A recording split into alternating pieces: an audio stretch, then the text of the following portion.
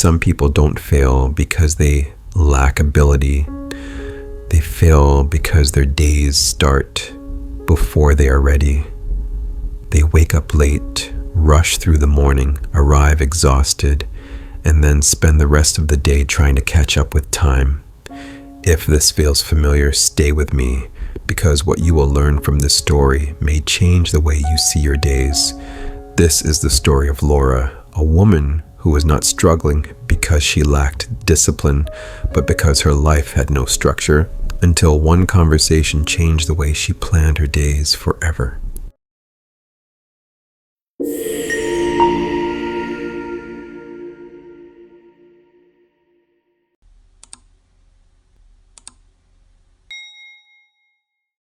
Laura worked as a data analyst in an IT consulting firm.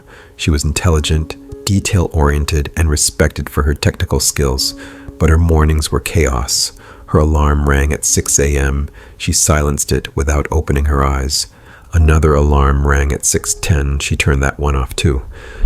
When she finally woke up, panic set in.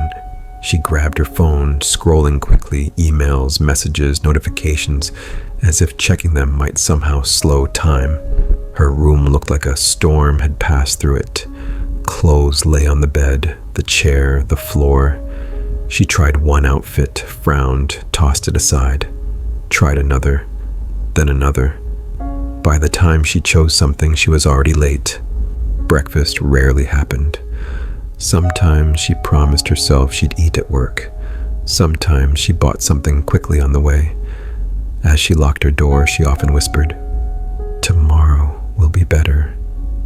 But tomorrow came and looked exactly the same. At work, Laura pushed through her responsibilities. She attended meetings, she delivered reports, but her body always betrayed her. During meetings, she leaned back in her chair, rubbing her eyes. Sometimes she rested her head briefly on her hand, trying to stay alert. One day, during a team meeting, a colleague laughed softly and said, "Laura, do you even sleep at all?"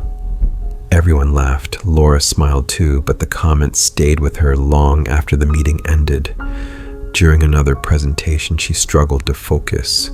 The numbers on the screen blurred for a moment, and she had to blink twice to stay present. Her manager, Helen, noticed. After the meeting, Helen asked casually, "Are you okay? You seem tired lately." Laura smiled quickly. "I didn't sleep well. Just one of those weeks." It wasn't entirely true, but it was easier than explaining everything. The quarterly review arrived. Laura sat across from Helen, expecting questions about performance, metrics, and deadlines.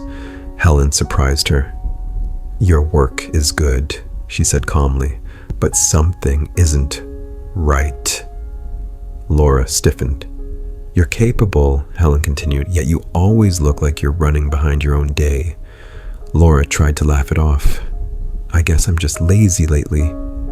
Helen shook her head slowly. "No, lazy people don't care. You do." That was when Laura broke down.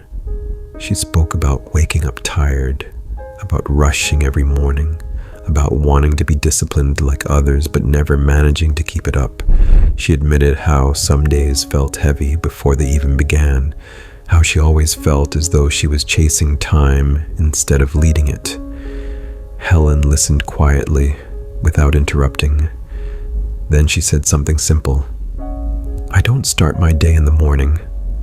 I start it the night before." Laura looked up confused, her hands tightening slightly on her lap. Helen explained how every evening around 8:30 p.m. she planned the next day. She wrote down 4 important tasks, no more. She prepared her clothes. She removed decisions from the morning. "Your brain isn't meant to organize your life when it's already tired," Helen said gently. Before Laura left the room, Helen reached into her drawer and handed her a small journal. "Try this for 30 days, she said. "Not perfectly, just honestly." The first evening felt strange. Laura sat on her bed with the journal resting on her lap, staring at the blank page, unsure where to begin. Some nights she forgot. Other nights she remembered and tried. She wrote down 4 tasks for the next day, nothing more. She laid out her clothes carefully, choosing them slowly instead of rushing. She packed her bag and placed it by the door.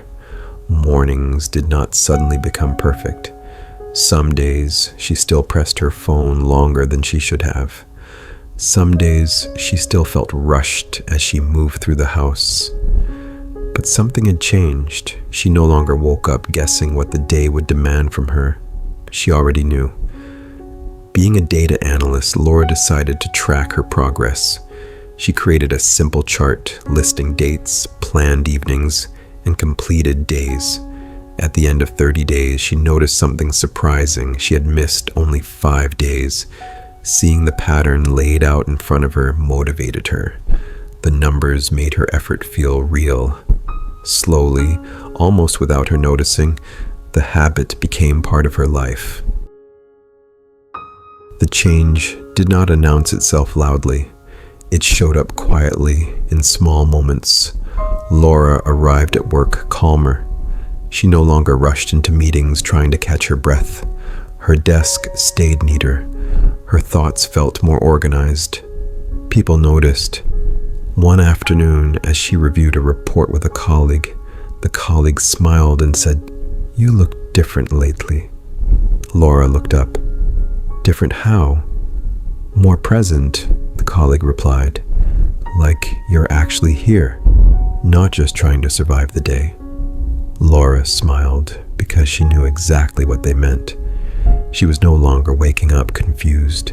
She no longer spent her mornings deciding everything at once. Her evenings had begun to carry her mornings. When the next quarterly review arrived, Laura walked into the room differently. Not anxious, not defensive, prepared. Helen noticed immediately. "You exceeded expectations," Helen said, scanning the report. "But more than that, I can see the change in how you work." She looked up and added, "I'm proud of how you applied what we talked about. You didn't just listen, you acted." Laura felt a quiet relief wash over her. She wasn't perfect. She still missed some evenings. Some mornings were still slower than she wanted. But she was no longer lost.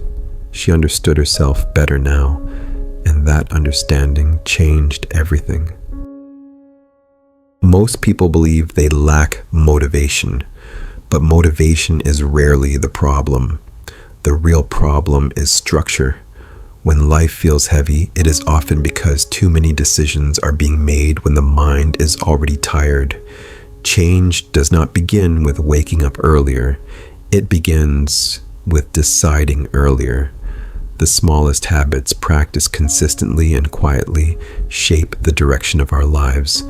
And sometimes the difference between chaos and clarity is simply choosing to prepare before the day begins.